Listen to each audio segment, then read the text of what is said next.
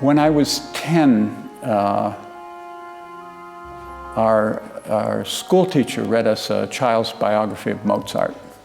And, you know, I lived in a very rural community. Most of my playmates were, you know, farm children, or, you know, they didn't know anything about classical music. But I heard the story of Mozart's childhood, and the idea of a little boy who could write symphonies just thrilled me. So I went home and got a piece of paper and a straight edge, and I drew the 5 lines of the staff and the treble clef, and then I realized I didn't know how to compose. And I was so disappointed because I really thought I could write a symphony. So I told my parents how frustrated I was, and they found me a teacher. So I started learning harmony and began composing. And I do think that's unusual, but actually, you know, 30 years later when I had my own children, I noticed how all children really do want to be creative. You know, they want to write books or make a movie or compose songs. And the problem is that the adults don't understand that. The adults don't encourage it, but I was lucky because my parents did. You are a very famous and successful composer. Is there anything or anyone helping you to stay on the ground? To stay on the ground, you mean to keep me from taking myself too seriously? Oh, sure. I think my son, he is also a composer, and he always puts me in my place. You know, I might get a wonderful review in the New York Times or, you know, some magazine or something, and then my son will hear the piece and tell me what's wrong with it. So and my wife is very, she's not so critical, but she makes sure that I do the dishes and take the trash out and, you know, sweep the floor. So I think that's really important because a creative work really is a very humbling experience. You know, when I start a new piece, even though I've been composing for 40 years, I feel like a child. You know, I can't believe how bad I am when I start a new piece. And we have to say, it's a wonderful expression, Zen beginner. You know, it comes from Zen Buddhism. And it's just this very important remembrance that every time you start something new, you're a beginner. And so you have to be humble, and you can't take yourself too seriously. In which way does your career influence your private life? Well, you know, I don't think of what I do as a career. I think of a career as being a lawyer or a business person. But my music for me is my life. And being creative is like breathing. It's like, you know, loving someone or hating yourself. It's just a very, very continuous and complex activity. So I can't separate what you might call a career from what I do. Nowadays, younger generations barely listen to orchestral music. Do you think that this type of music is about to die? Well, I'm very sorry to hear that younger people barely listen to classical music. Especially come here to Vienna, where classical music is so important. But of course, you're right, and I noticed that the audience for classical music has gotten smaller, but there still is an audience, and I think that there's still interesting and meaningful things for a composer like me to say. And I don't have the big audience that Wagner had, for example, or that Stravinsky had, but I have an audience that's big enough. And people come up to me on the street and they tell me how much my music means to them, and that's really all I need. When you create a new piece, is it good from the beginning or do you keep changing parts until you are pleased with it? I start at the beginning. Some composers make sketches and then they kind of put the piece together almost like a jigsaw puzzle. But I can't do that. I have to begin it at beginning, first bar, and then I know where I'm going. Fortunately, I work with a computer, and I can make a version on the computer that's crude, but at least I can listen to it back and get a feel of the structure and the form. And that really helps me. In the old days, composers played things through on the piano, but I never played the piano. My instrument was the clarinet. We didn't have a piano in my home. So I'm very grateful for the computer because I'm good at it. And I can use it, and sometimes I get some of my musical ideas from what happens with the software. How many compositions do you create until you have one that is perfect? I'm afraid that I've never written a perfect piece. This morning I was rehearsing the Fourth Symphony of Beethoven with the Wiener Symphoniker, and this is a perfect piece. Although not everything Beethoven wrote was perfect, but it's very, very difficult to achieve perfection. I have some pieces that satisfy me, my own pieces. Sometimes I write a piece and it seems perfect or seems really good in my studio, and then I take it out into the world and hear it sung or played, and I realize it's wrong. It's too long, or it's too loud, or the pieces don't fit well. And that's really difficult because to take a big piece like a symphony or an opera, to have to take it apart and put it back together again, it just takes hundreds and hundreds of hours because composing is a very, very labor-intensive activity. And I can't have an assistant, I have to do it all myself.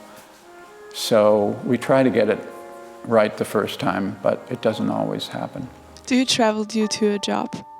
Traveling is always a mixed blessing.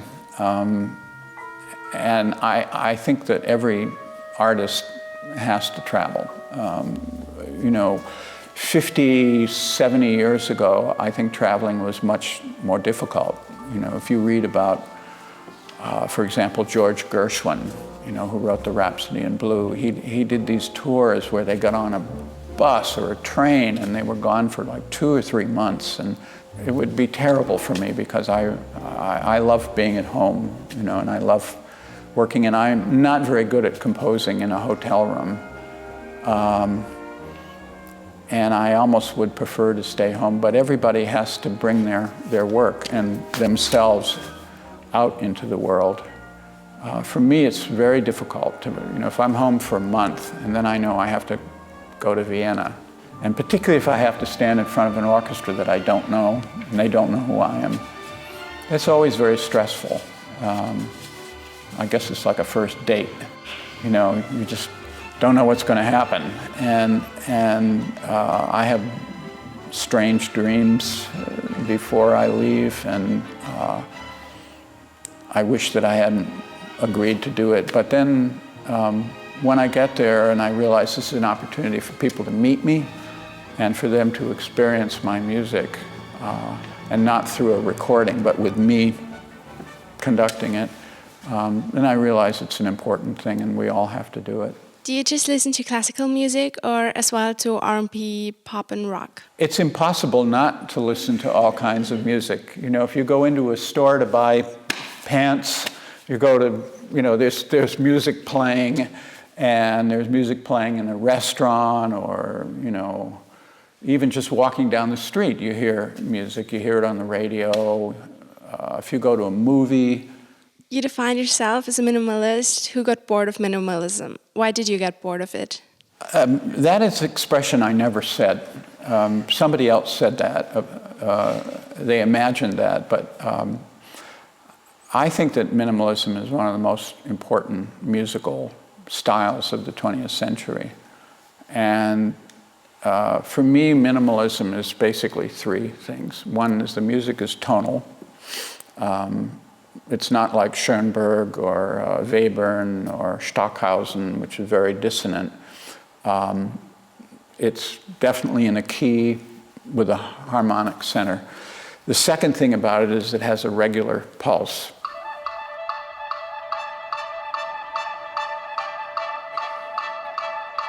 And so we say you can tap your foot to it, you know, and it's wonderful to dance to, and it has a feeling of forward motion. And the third thing about minimalism is that it tends to be created through the repetition of little rhythmic fragments. And in what we call the classical minimalism, like early pieces by Steve Reich and Philip Glass, you know, the elements are very precisely repeated and change according to very precise patterns. I'm 10, 12 years younger than Reich and Glass, and I loved minimalism when I first discovered it. I was probably 26, 27 years old. And up until then, I was writing not 12-tone music, but rather confused music. I was influenced by John Cage and maybe a little by Pierre Boulez, but I didn't really like that music. And then I heard minimalism, and I was thrilled. But the problem that I had with minimalism was that it was very rigid, very rigorous, and I'm a very dramatic person. So I tried from the start to use minimalism, but to turn it to a much more dramatic and less rigid musical expression. You're using historical or present events as a source of your inspiration. Why are you doing this? I think that in the case of opera, if opera has any relevance at all, it needs to speak about our contemporary life. And unfortunately, when you go to the Staatsoper or to the Metropolitan Opera in New York, most people go to hear an opera about, you know, life 100 or 200 years ago, and it's entertaining, but it's not really relevant. Although stage directors, you know, they'll do, I don't know, Don Giovanni and set it in an office building or something and try to make it appear to be modern. But for me, it's just wrong. What you should do is a new opera. And so my themes have been largely about things that are very important in contemporary life. I wrote an opera called Nixon in China, which is not only about Richard Nixon and Chairman Mao, but it's also about communism and capitalism, which are the two political systems of the 20th century. And then I wrote an opera about terrorism, the death of Klinghoffer. I wrote one about the atomic bomb, which is one of the most important moral challenges of our time. And I think that the success of my operas has been because people relate to those themes. So when I write a piece of music, I want that piece to represent not just me, but what it was like to be alive in 2015. A short ride on a fast machine was planned twice for last night of the proms, and both times it was cancelled. How was that for you? Short Ride in a Fast Machine is probably my most popular piece, probably because it's short. It's only 4 minutes long, and it was inspired by a ride I took in a sports car by a driver who drove very, very fast. And it gets performed a great deal. The Proms, which is a very famous summer concert series in London, scheduled it twice, and they had to cancel it. The first time was because of the death of Princess Diana, and she had died in an automobile accident just a few days before, and I think the BBC felt that having a piece about a short ride in a fast car was in bad taste, and I think maybe they were right. Then the second time it was performed, was supposed to be performed 2 days before was September 11th and the attack in New York. And again, the Proms felt that this piece that was very kind of high energy was probably not correct, and they changed the programming. And again, I think they were probably right, but eventually they performed it the next year. How do you work when you write a piece for orchestra? How do you begin? Can you explain your working process on the example of City Noir? People ask me how I write, and I wish I knew, because if I did, I'd probably write twice as much music. But each time I start, I really don't know what I'm doing. I don't have a method. I think maybe that's a good thing, because if I had a method, I'd probably produce the same kind of piece. Just like some painters, they have a successful canvas and it sells for a lot of money, so they keep doing the same thing over and over again. But for me, each piece is different and each piece is new, and I don't know how to start it. So sometimes I start just with a rhythm. Sometimes I start with a chord sequence, and then I put the rhythm to it later. I very rarely start with melody. If I have a melody, it's usually based on a harmonic progression. And I always need something to play on. I either bang on the piano, which I'm not very good at, and I don't want anybody to hear me, or sometimes I use a synthesizer. Which composers are your role models? I'm very often asked, who my favorite composers are, and I can't answer that question. It would be like asking somebody, which is your favorite child? I have periods when I get obsessed with a composer. I might be in a Stravinsky period, or Bach, or Mahler, or Miles Davis, or Duke Ellington, or I might be listening to music we don't know who the composer was, from the Middle Ages or from Africa or something. I don't have any role models, really. Each person is unique, and there's something to learn. I learn a great deal from reading about Mahler because, he was a conductor and a composer, which is something I do. But I'm also very inspired by jazz musicians because they have such great musical knowledge, but they internalize their musicianship and make it spontaneous, and that's something that means a great deal to me.